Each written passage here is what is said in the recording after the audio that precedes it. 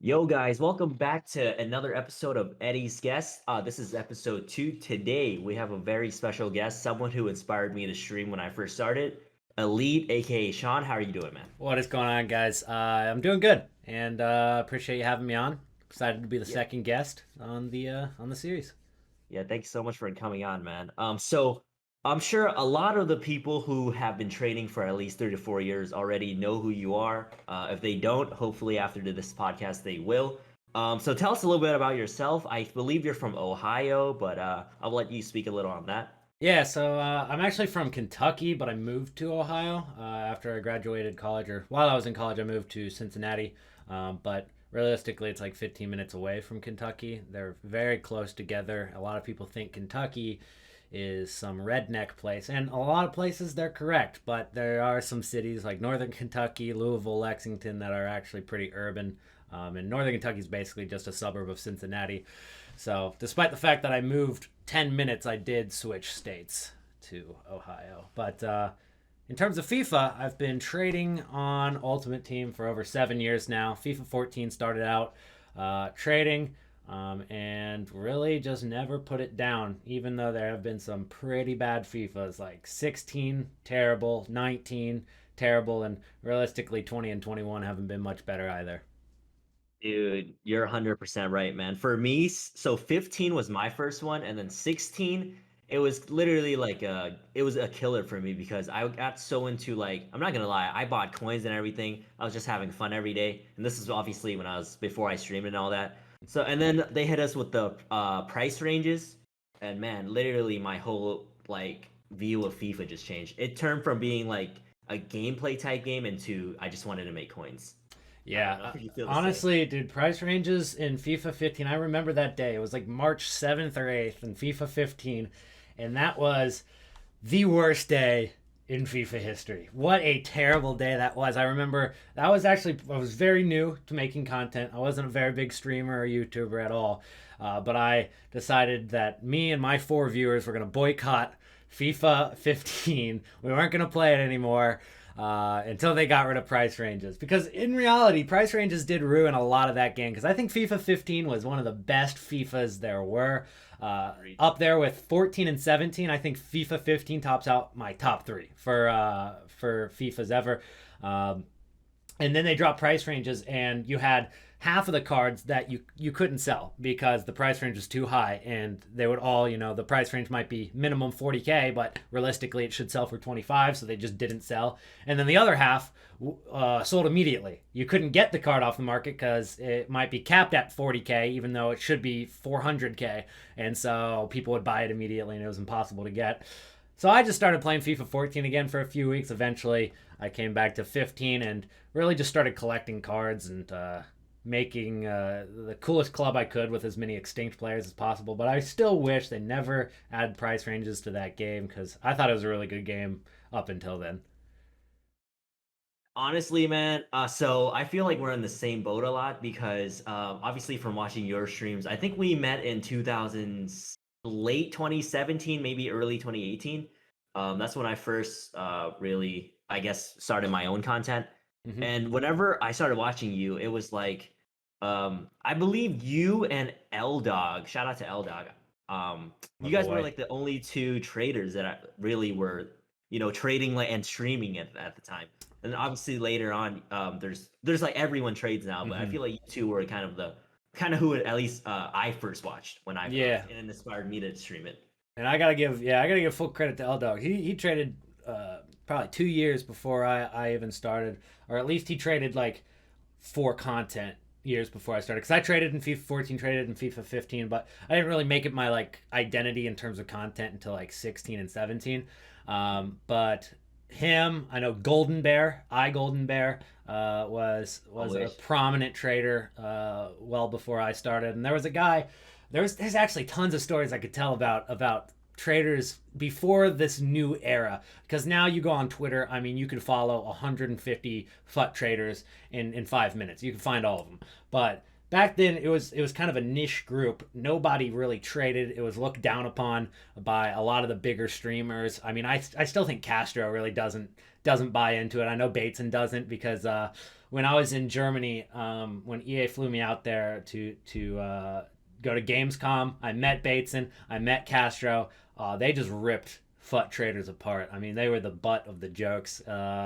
So back then it was even worse. It was like if you were a FUT trader, you were just wasting your time. You weren't as respected, I guess, as a lot of the FUT traders are now. Because it's really gained a huge community, which is awesome. But there used to be some guys.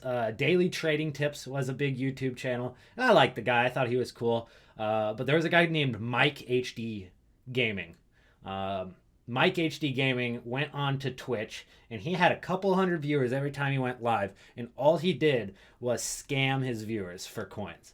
And the way he would do this is by price fixing cards, but instead of doing it the natural way that price fixing used to be done, he would just hype up a random silver inform, right? And he'd say, "Oh, this guy is super rare. He's so good." He'd buy 3 of them for 40K. This was normally before price ranges are a thing. His hundreds of viewers would be like, "Oh, that's gonna make me bank. I'm gonna go buy that card right now." The card would go up to 300, 400,000 coins in minutes, and then Mike HD Gamer would just sell the card and make profit. And the viewers that were watching were like, "Wow, this guy's really good at trading. He's making hundreds of thousands of coins every minute. It's insane." What FIFA did you say this was? This was like 14 and 15.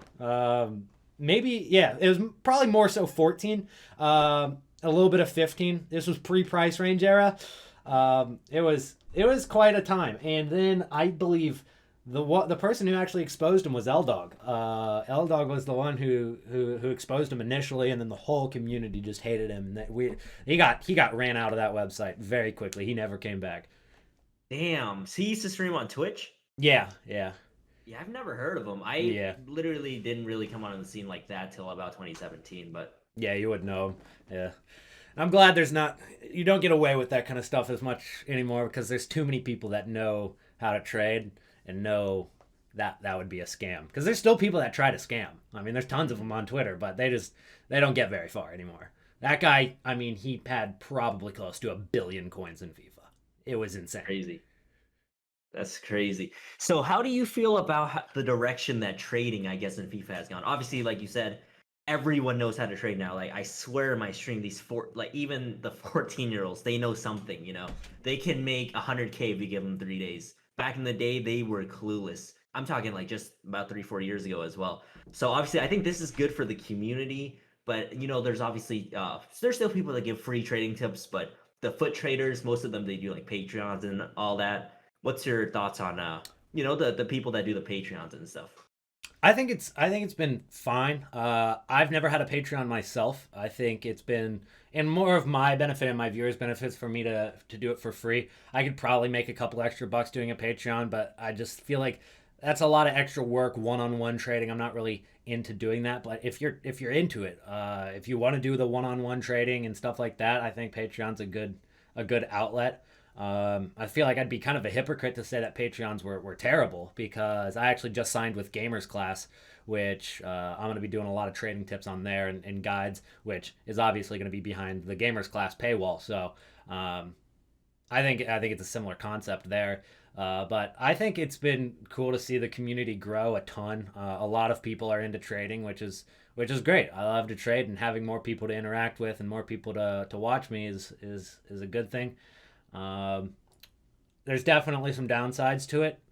You obviously are going to have the new people in the community, and the more people there are, the more chances there's going to be a couple bad eggs. And that happens when you make content, though. So I'm not too worried about that. And yeah, I think there's 99% upside in terms of the community growing. You can do Patreons, you do whatever you want as long as you're not scamming people, as long as you're not being a dick. I have no problem with it.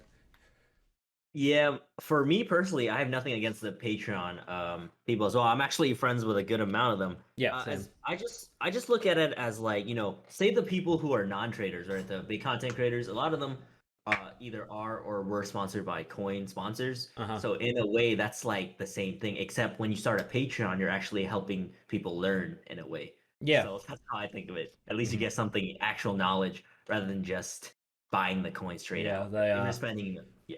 the old teach a man to fish Eats for Yeah. life. Give a man a fish, eats for a day, kind of thing.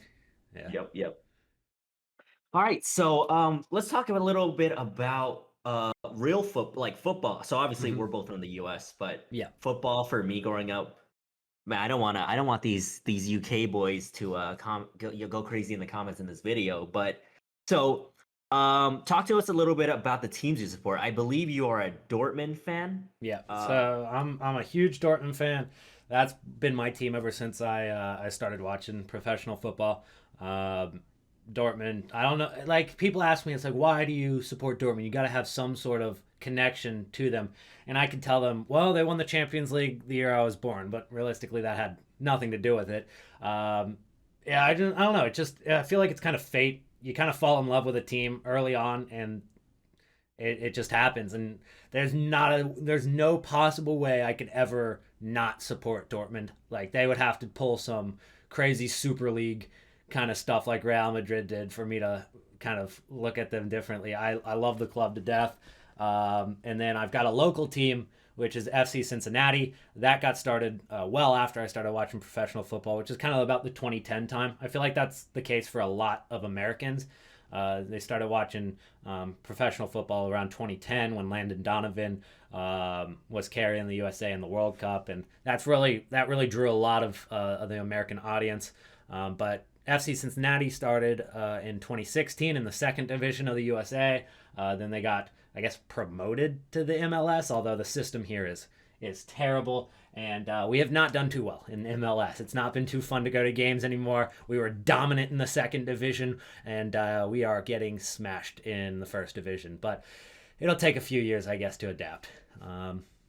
So those are my two pro teams that I support. And then I actually own and run a fifth division team in the USA, which is in the Ohio Valley Premier League. And if you guys are from Europe, it's a lot different in the USA in terms of divisions. So we've got the first division, which is MLS, and it's just MLS, and then the second division is the USL Championship. But after that, it kind of spreads out. You've got like NISA, you used to have NAIA, you've got USL League One, and then in the fourth division, you've got USL League Two and a bunch of other different leagues. And then in the fifth division, it spreads out even more. So you've got like kind of regional leagues. And this one is Ohio Valley Premier League. So it goes from Pittsburgh to Cleveland to Indianapolis to Evansville, Indiana to Lexington, Kentucky, and that kind of area of the country. And our club, as you can see in the background of my camera, is Northern Kentucky Nitro, who we actually we came in second in our conference this summer. We were one goal from going to the championship. It's been pretty great. It's been a lot of fun. Been pretty successful so far. I hope that we can take it even farther. that's awesome, man. So you said you were a part owner, right, of a team? I'm full owner of Full the owner. yeah. So we I started it last year. It was about 1 year ago almost to today. We joined the league, and I took a college club team, which is Northern Kentucky University Football Club. It was one of the highest ranked clubs in the nation at the time. They're still ranked like top five in the region. They're still very good, but we were ranked very, very high. We had a very good team. I thought, well, COVID is really restricting us. We can't play in our normal league. The colleges would not let it happen. So we joined the OVPL. We're like, hey, we could probably compete in this. And we did all right. We finished like a little bit below mid-table, but that's pretty good for a college club team. And then after that season was over, I separated the two between the college club team and then just created a new club called Northern Kentucky Nitro, which our home field is like right down the street from the college.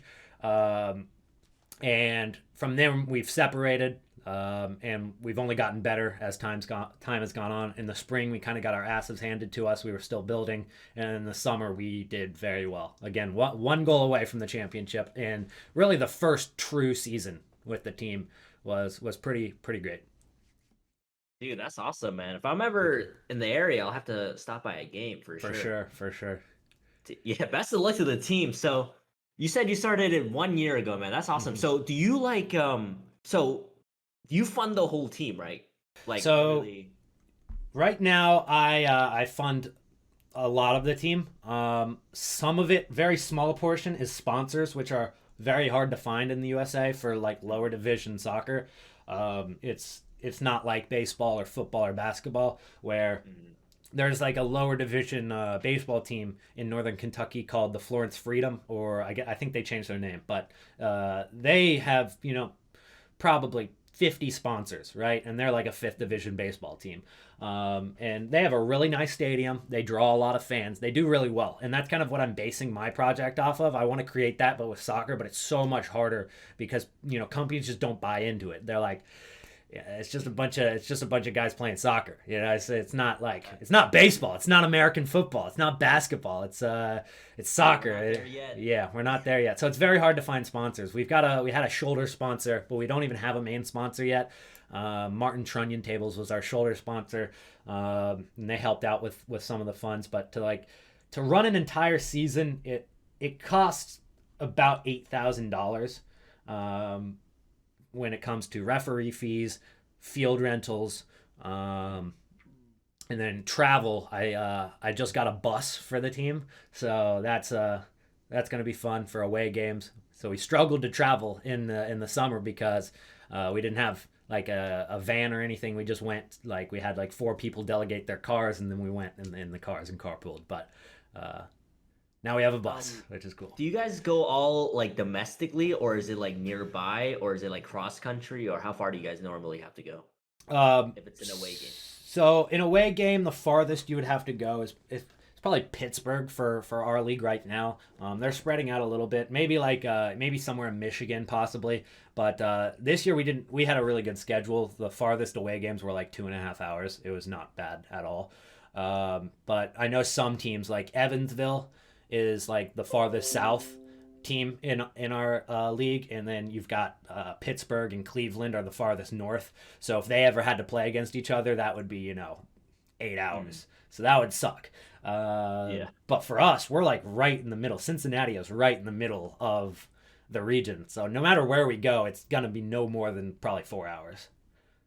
That's not probably bad, probably man, yeah. Pittsburgh's probably the farthest, maybe 5 hours. So yeah, not bad at all.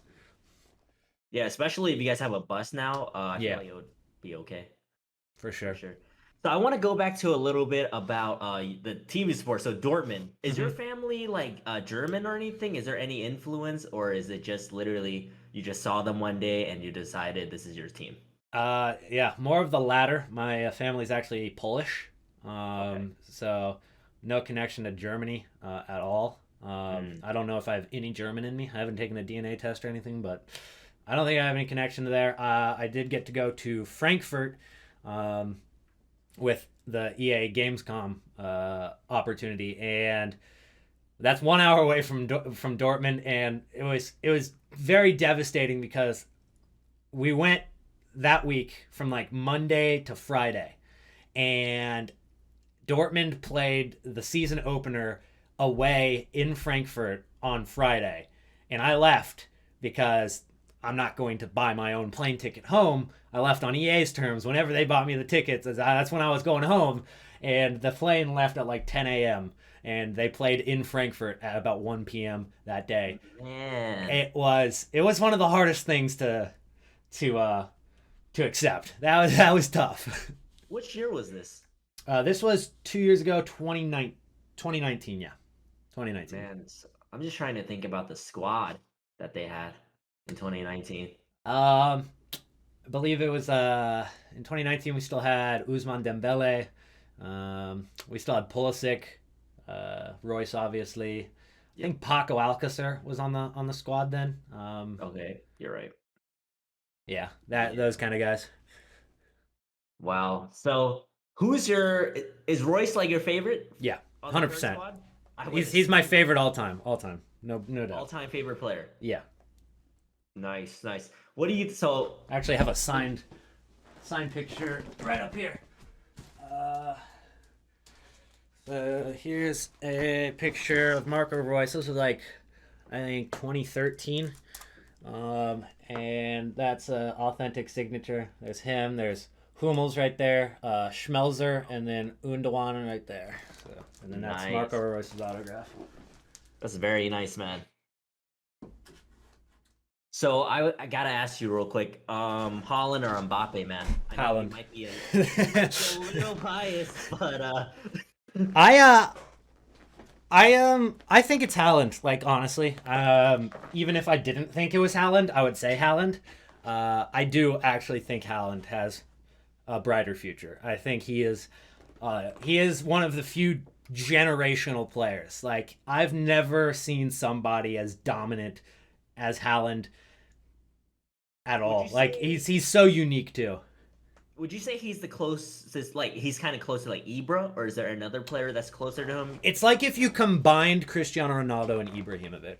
That's what you would get. Yeah. I feel like the difference, what I like about Holland, he does those long strides where he just outruns everyone. Where Ibra, I feel like didn't do that as much. Yeah, so he's got pace, he's got power, he's got strength, and he's actually pretty agile for his size as well. So it's just one of those players that I know that Dortmund aren't going to be able to keep for too many more years. But I'm enjoying him while he's here. He had the game winner against Hoffenheim,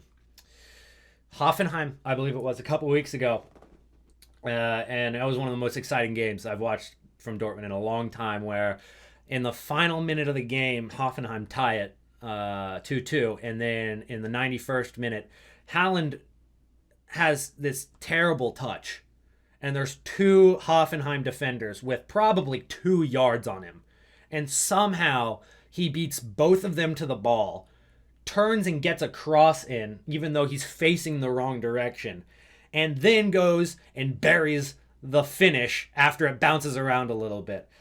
I don't know how he even got to the first ball, but he not only did that, but then he went and got the game winner. He's a special player. And he just had a hat trick today, and that's getting normal for him. He had a hat trick today for Yeah, Norway. like it's. I feel like it's every weekend I hear this. I mean, he's on pace to break Cristiano Ronaldo's UCL records in terms of goals scored. He's on pace to break Bundesliga records if he stays in Bundesliga. Hopefully, not for any other team but Dortmund. But he's like the only player I think that's alive right now, or not alive, but the only active player right now that could, you know, have a shout for being up there with Messi and Ronaldo. Because I think Messi and Ronaldo are so separated from the rest of history in terms of their talent. Whether you think Messi is first, and you'd be right, or you think Ronaldo's first, which is still respectable. There's no other players, not even Mbappe, can reach that level. I think Haaland's the only one that could right now. I'm not saying he will. It's like he has to continue doing what he's doing right now for another 14 years. But like he's the only one that could do it, in my opinion.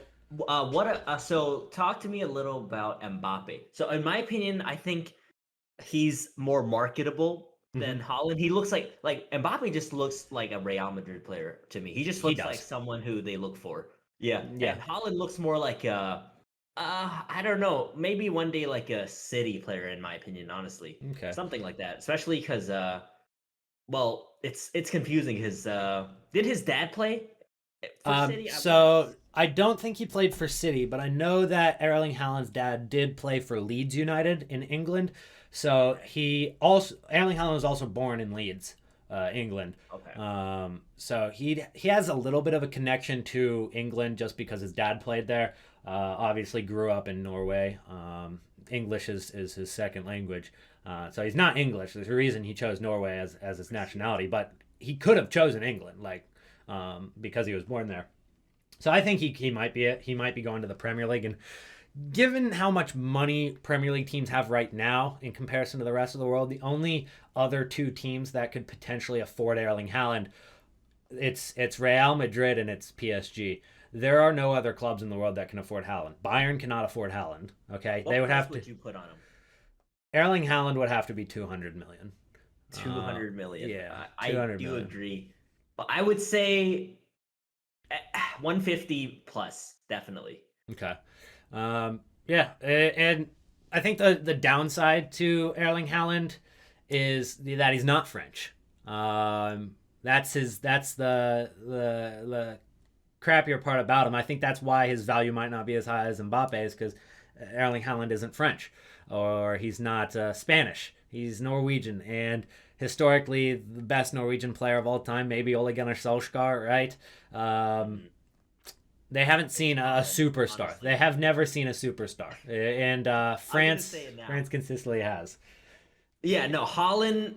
I'm gonna say this when he's still young. He's the greatest Norwegian player ever. Someone Yeah. play this back in like 10 years, 15 years. No, that's a fair bet. That is absolutely a fair bet. I would agree with that. And you could probably say the same thing about a lot of the American players because their competition is Landon Donovan, Tim Howard, Clint Dempsey. Dude. Uh, there's gonna be some Americans in the next 10 years that I think push all three of those guys out of the top five of greatest I'm American excited, players of all man. Like time. the 2026, the World Cup in North Mhm. America. Yeah. I feel like we're gonna have a pretty good squad by then. A lot of these young guys are all like under 23, 4 years old. By Yeah. then they'll be in their primes. I feel like it could be okay.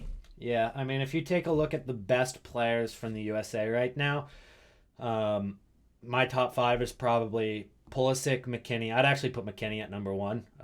He's Mhm. got some attitude issues apparently, but hopefully he gets that together. I think McKinney's our best player. I think Pulisic. I think then Reyna. I think John Brooks, and I think number five probably Yes, Serginho Dest. Yeah, I would go Dest. And four of those five players that I mentioned are 21 years or younger. it's Or crazy. actually, I think Pulisic's 22. But yeah, you get my point. Like they are young players. So once 2026 does come around, they are going to be mid 20s, prime of their career. So that's a good shout. But we gotta get it together in World Cup qualifying this year because we can't expect to go far in 2026's World Cup if we can't qualify for the 2022 one. We've That's got to true. we've got to get our stuff together. And I'm not saying it's easy. I think North American qualifiers are some of the toughest qualifiers because the away games are just brutal. I mean, Mhm. when you go to El Salvador and play an away game, that is a tough away game because you've got 3 games that week.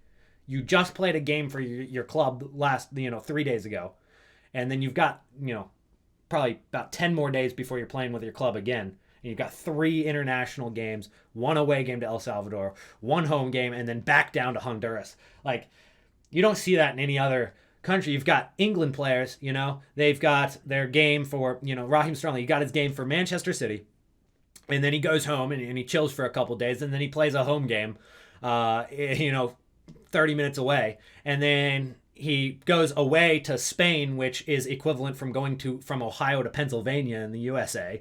And instead, USA has, a 10-hour flight down to El Salvador. It's brutal. It's a brutal schedule for CONCACAF qualifiers. So I can't blame them for struggling. But when you have the home games, I mean, you can't be drawing against Canada. I like the perspective you put it in because I feel like most fans don't think that deep. They just see the result and they're like, "You guys fucking suck" or Mm-hmm. something, you know? And you look at the field as well. If you have a team, and I know this from having my own club, is when you're playing an away game against a team that's better than you, or you're playing a home game against a team that's better than you, I should say. You want the field to be as terrible as possible, because that's going to be the equalizer in that game. If you are able to make the quality of football as terrible as possible, it gives you a higher chance of drawing or possibly even winning that game. And so you see that from some of the Central American or the Caribbean island teams is when they play their home games against teams like the USA or Mexico or even Canada at this point, they will make their fields terrible.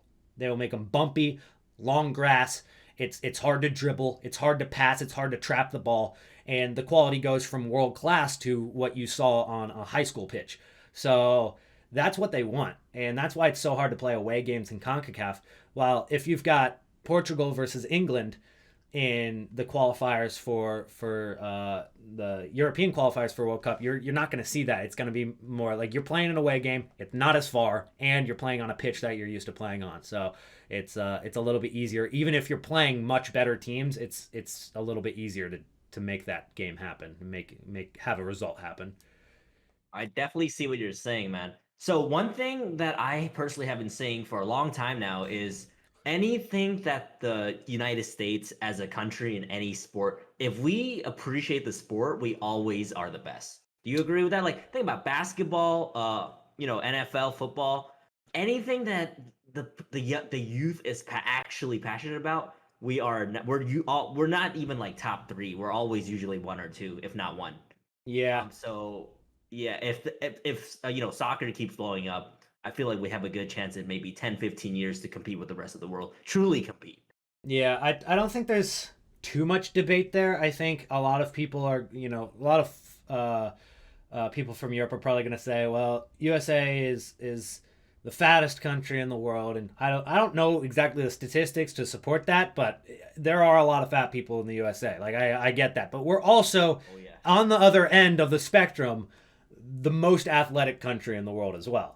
I don't think you can debate that either. I mean, when it comes to Olympic sports, we dominate every year. The only country that really keeps close is China and maybe Russia at times. Mhm. But then you got to also consider, well, how do you determine the most athletic country? Is it the fact that we win the most gold medals, that we are so good at some of these sports? Or is it based on a country like Sweden, who always gets medals despite the fact that they don't have nearly the population? So you could argue, yeah, Sweden might be the most athletic country in the world and stuff like that in terms of per capita. Mhm. But yeah, you've got a point. Like if USA start taking the sport seriously, and if it were to become the number one sport in the country, I don't think that there would be any question about the fact that we would compete for the World Cup every time, sort of like Brazil or Germany. I don't think we would dominate this sport like we do basketball or Oh, me either. or No or, or chance. baseball. We Mhm. wouldn't dominate. We would definitely be up there with, we would be consistently a top five nation in the world at the sport, but we would definitely not dominate this sport like the other sports. I think it would be a lot more even, just because this sport is also taken more seriously by other countries. It's not like Yeah. Brazil is really trying to win In basketball. basketball. Yeah, they're not Yeah. trying to win in basketball. And you can even already start to see it. Like if other countries do take a certain sport serious, they can compete with the USA in some aspects. The Dominican Republic in baseball, or Japan in baseball. You've got what are some other sports? Ice hockey. Russia and Canada both compete with the USA in ice hockey.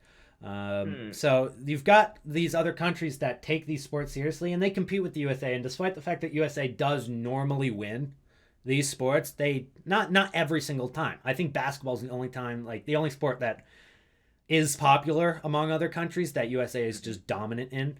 I just don't think we could do that with football What or about soccer. swimming as well, if you count it, I guess? Swimming, Swimming, I feel like the US is usually up there. yeah, yeah, we're definitely number one in swimming as well. But again, like how many countries take swimming as seriously as USA? I feel like there's Yeah, not really I feel any. you. Like, do you think that if we were to take cricket as our number one sport in the world, would we beat India every single year or England every single year? We'd probably Probably. win. We'd probably win most of them, but we would not win every single time. It would maybe be two out of 3 years. I'd say, and that's just an estimate. I don't know much about cricket, but Me either. you got to think India. They've got a lot of people, and they're very good at cricket, and they take it very seriously. I think it would be a struggle. So if every country takes football seriously like they do, we're not going to dominate the sport like we do basketball. Well, going to back to a point you just said. Remember how you said like they call us like the fattest country, but also like one of the most athletic. I think it's Hmm. because obviously the US is so diverse Yeah, that no matter what the category is, there's gonna be people interested. It's yeah. just, is there enough people interested too for us to be the best? Because literally, like, let's pretend like football blows up in 10 years from now. Hmm. Our team is probably going to be so diverse. You might have like an Asian player on there who's, I mean, by the end of the day, we're all American. But Yeah. it's like we might have some Mexican American, mix people. We might have like some basically like people of all all races, all ethnicities, but we also have that American mindset though. I feel like that's the Hmm. difference because It's the like American it's the American resources too. yeah. You gotta think that in the Dominican Republic, in terms of baseball, they're not going to have the resources to play baseball that the USA do. Or in Cuba, I've talked to Pistol Pete. He's another streamer. And I've talked to him about baseball before, about how baseball is the biggest sport in Cuba, followed probably closely by football. But they oftentimes don't even have the equipment to play it. It's not like you can go down to the park and play baseball in Cuba. It just doesn't work like that. Obviously, with not the greatest politics in the country, kind of limits them, but the American resources for being good. It's like Alexi Lalas went off on the U.S. men's national team back in 2017 because it's like a bunch of tattooed millionaires given every resource possible to be successful, and we still fail. So A lot of it, yeah, like you said, passion. Because I have an example for you. Think about like the slums in Brazil, right? uh-huh. These kids are playing with rocks, literally kicking water bottles and stuff. But Mhm. and then they grow up to be like Neymar. It's Right. like it's just passion. It's like the people here are more passionate about American football, basketball, soccer is just like kind of a, oh, if there's nothing else to do, then we'll play it type sport. I feel. Yeah, I mean, the thing is that in Brazil you might not have as many resources. You might not have the financials, but oftentimes you could get a paper ball and wrap it up and real tight, and you could create a soccer ball just like that, and you can juggle around with your friends, like hacky sack, and you're gonna develop skills in the sport just like that. But you're not gonna see too many 13-year-olds from Baton Rouge, Louisiana, doing that down in the cul-de-sac. It's just not going to happen. They're going to be, they just grow up in a different culture. I mean, there's nobody from Baton Rouge, Louisiana, that's going to be a soccer superstar coming out of the streets. It just doesn't happen. It's not the culture. If anything, they'll be defensive linemen for the LSU Tigers and go to the NFL. Like, Yep, 100%. I feel like a lot of it, man, has to do with the parents as well, man. Because obviously, if you grow up, whatever Mhm. sport your dad or mom watches, you're probably gonna end up watching it to some degree, right? Yeah. I feel. Yeah, yeah, it's all about the culture. Like if you grow up with college football your entire life, then you're probably going to be more interested in college football than you are in the Bundesliga. For sure, 100%, man. I'm gonna take a little switch and just switch it up and ask you. So we're gonna switch it back to kind of like the streaming aspect, man. Hmm. So I think you said you started around 2015, I believe, right? Yeah, February 2015 is when I started What? streaming. I made YouTube Okay. videos a little before that. What was the inspiration behind going, becoming a streamer? Um, so I actually bought this Elgato game capture. It was the original one. I bought it in about 2012 or 2013, and I bought it to record Black Ops 2, Call of Duty, sniper trick shots and stuff like that. But I never really used it. Hmm. But I had it sitting there. It was 2015. I was watching FIFA streams for FIFA 15, and I was watching a guy named his name was Resolution Now, and you're not gonna know him. He doesn't stream anymore, but I really loved his stream. Just small, like 10, 20 people every stream. And one day I was like, "Hey, you think I should try this out?" And he's like, "Go for it," and I did, and I just never stopped streaming from there. I loved it, and it was pretty simple to get into it because it was just kind of a spur of the moment. Hey, should I try this? And I did, and I kind of took a lot of inspiration from Castro as well. That was the big streamer that I watched back then, and I still watch him, of Same, course. But man, same. he was a big inspiration for me starting. I think Nick 28T has been a huge inspiration for me to continue going. I think Nick 28T just grinds like none other content creator. It's unreal. For what's crazy for me is in 2015 I was just a 16-year-old turning 17. Uh-huh. So after school every day I would turn on the stream and watch Castro until he ended at about 6 o'clock Eastern. Hmm. But what's funny is Nick 28T is actually the first streamer ever on Twitch that I ever watched in any genre. Gotcha. I've actually found him on. I used to watch his. I don't know. He has YouTube. He puts like 2 hour videos just like from his stream onto his Yeah. YouTube. So that's how I first found him. I watched those going to sleep, just listening, and then one day I decided to watch his stream, and then from there I found Castro, and then from there, from 2015 to about 17, I was actually just a like a fanboy of everyone. I think even like when I met you, man, in 2017, I Hmm. believe you were literally the biggest trader. I think you were bigger than L Dog, but I YouTube, don't like I know. said, I know obviously Yeah. 2018. Yeah, Like when the full and market came on, and yeah, he's just true. huge. But Uh-huh. 2017 though, I swear, no, because I was in the scene and I was just like a noob at everything. And I remember you were one of the guys, kind of like how you asked the other guy you just mentioned, if you should stream, I feel like I asked you this about myself too. Well, I'm glad you did. I'm glad you started.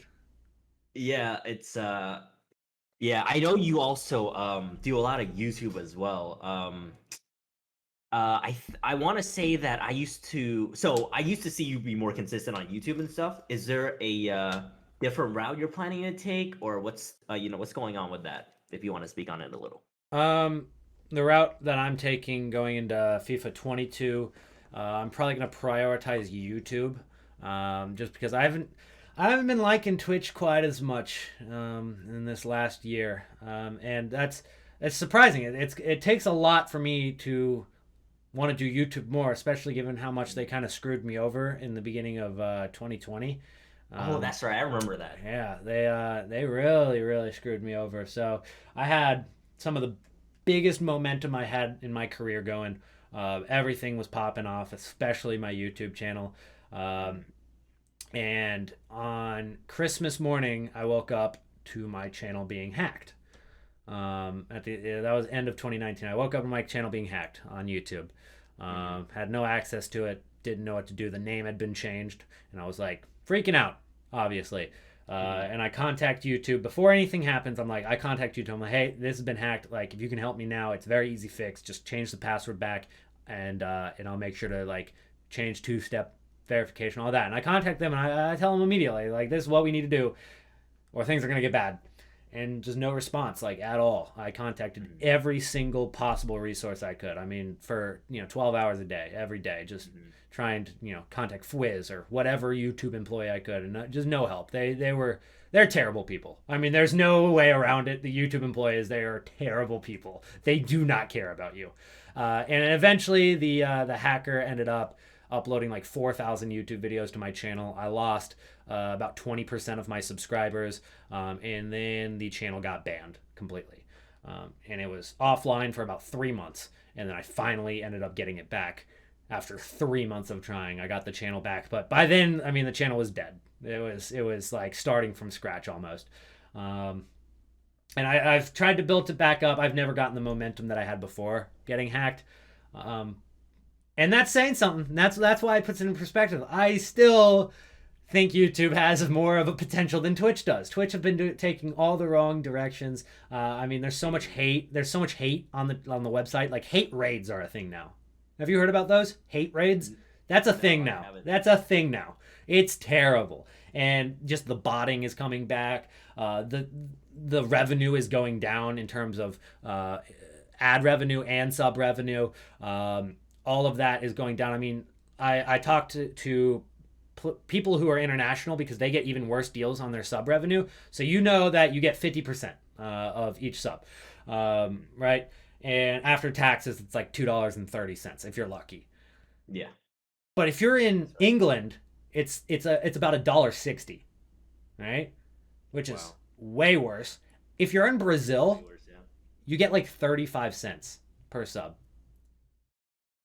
Did not know this. It is almost slave labor from Twitch in some of these countries, and obviously it's not slave labor. They have their choices. They sign the contract and all that, but that doesn't make it like morally correct from Twitch to do this kind of stuff. No, I feel you. I didn't know it was that bad.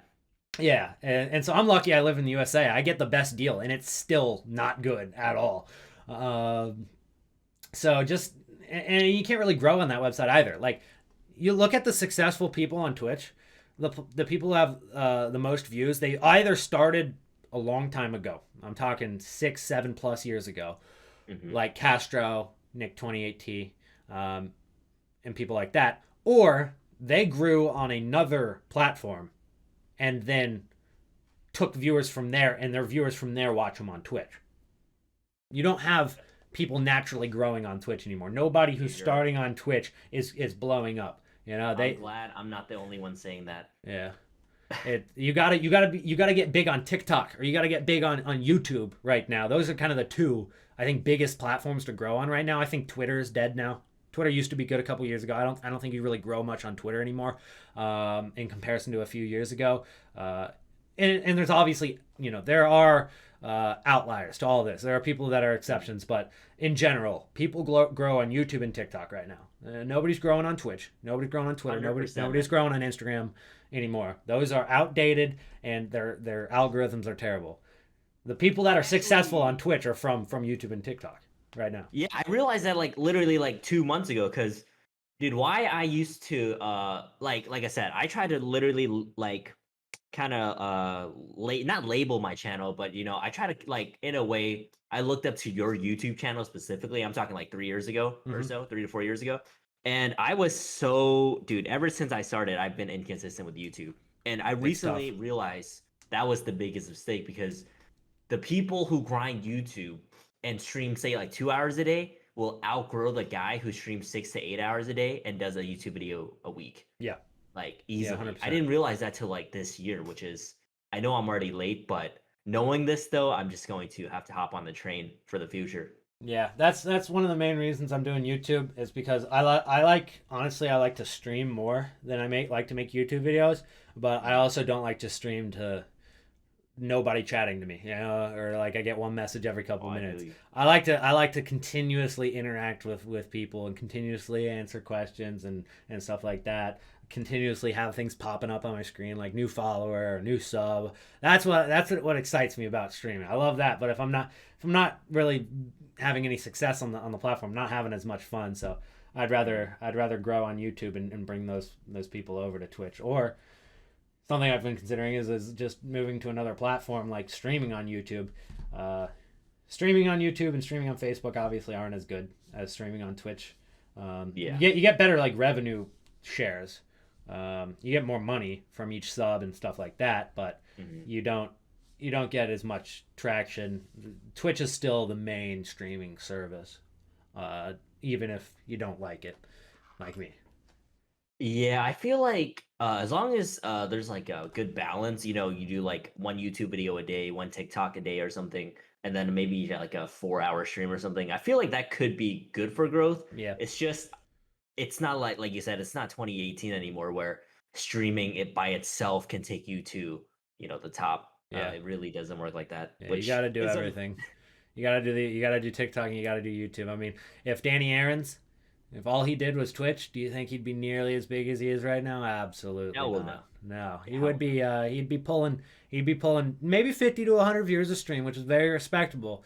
And he definitely would deserve more. But if he didn't have TikTok and he didn't have YouTube supporting that growth, he wouldn't be nearly as big as he was currently. And he's been the biggest success story of the last year. I mean, he's been, I want to say he's been awesome. There's only a couple people every year or two on the FIFA community that really are like in their own league. Obviously Castro, Nick 2018. I feel like they're like the founding fathers, if you will, for Twitch for sure. For FIFA Twitch. Yeah. And then you got so you got like the dudes like Zway on there, Zwayback, who stream occasionally, Skills. Well, Nepo's on Facebook. He's been on Facebook for a while. A9 Skills, Zwayback. Those guys are like Pieface. Pieface has been big. Okay, Pie is literally he's one of them. I want to say Pieface, Danny Aaron's, and Nick Run the Full Market. These three dudes are like, they just blew up to the point where it's like they're just like in their own league in a way. Yeah, which I respect, because I know like they grind like crazy, but it's like I knew these dudes when they were small, so it's like, or like I saw Pieface with like, when I first watched him, he had maybe 100 viewers. Same thing with Nick, he had like 90 maybe, and then Danny Aaron's, I don't really watch him like that. I watch, if anything, his YouTube videos every now and then, but I feel like it's more like, I respect everything he does, but it's more catered for like, I want to say like the, let's say, under 18-year-olds. Yeah, maybe. Yeah, it definitely could cater to them, but he's been so successful. He's pulling literally godly numbers, so respect. It's crazy. Like, I see him get like 100,000 views in 6 hours, like on a FIFA video in September. Like, what's happening? What? Yeah, that's crazy. That's like, I don't even know what to say, but that's respect. But yeah, so are you by chance a fan of like basketball, football, or are you just a like a soccer fan? I mean, I'll watch it. Definitely. I don't know if fan would be the word. I don't know enough about it to be a fan. I used to be a fan of like some American sports, just because I live right next to Cincinnati, so you've got Paul Brown Stadium and Great American Ballpark are right there. Like I could drive to the I like when I lived in Kentucky, that those were 5 minutes away. They were 5 minutes. I actually moved to Cincinnati, and I'm farther away from the stadiums that are in downtown than I was, which is weird to think about, but it's true. If you don't know the geography of the area, it does sound confusing. But yeah, I was like 5 minutes from the stadium, so it was super easy to go to a game and stuff like that and be interested in the sports. But I think being from Cincinnati also had a huge impact on me not liking it very much because we are terrible all of the time. All of the time. There's not been really a fun NFL season to watch of the Cincinnati Bengals. I've been alive since 1997. Neither the Reds or the Cincinnati Bengals have won a playoff game or series at all. Not a single one. All right, they are always terrible. This year the Reds are okay. They're maybe going to make the playoffs, but I know how this goes. All right, they're either going to choke it on the last day or they're going to lose in the first round. They don't do anything special. So. It's not too exciting to be a Cincinnati sports fan. I see. So do you support like other teams in Ohio or just like Cincinnati specifically? Just Cincinnati specifically. Even when Columbus was the only soccer team, I never really got into them at all. Right. So you're not like a Cleveland Cavaliers fan, for example. No. I see. I like LeBron though. Do you like LeBron? Of course. Yeah, but I followed him to whatever team he went to. I never was like hoping he went to the Cleveland Cavaliers. So it's just like, oh, he's on the Heat? I guess I'm a Heat fan. He's on the Lakers? Go Lakers. That's about it. Even lie. Like anything he does, I support. Yeah. Not anything, but any team he's on. I don't support the team. I just want like if he's not playing that night, I don't know if I'll watch type shit, you know? Yeah. So yeah. But dude, yeah, honestly, that's awesome to know because like I've known you for 4 years, right? I feel like we've never had a good combo like this, man. Right. So yeah. It's awesome to finally get to talk to you. Yeah, it's been fun. Yeah, it's great, man. If you ever get back on the YouTube, you said you were gonna do YouTube. If you ever do, man, and you want to do any collabs or anything, just let me know for sure. Yep. All that good stuff. But anyways, guys, I hope you guys enjoyed, man. This has been a very, very fun 50 plus minutes or so. Shout out to Mr. Elyyt. I will drop all his links in the description. You guys need to follow him on Twitch, all right? Sub to his YouTube. Like I said, he inspired me to start. He's he's the first trader that inspired me to do this. So, make sure you guys show him some love. And yeah, let me know down below as well who you guys would like to see in episode 3. Drop a like, subscribe, all that good stuff. See you guys in the next one.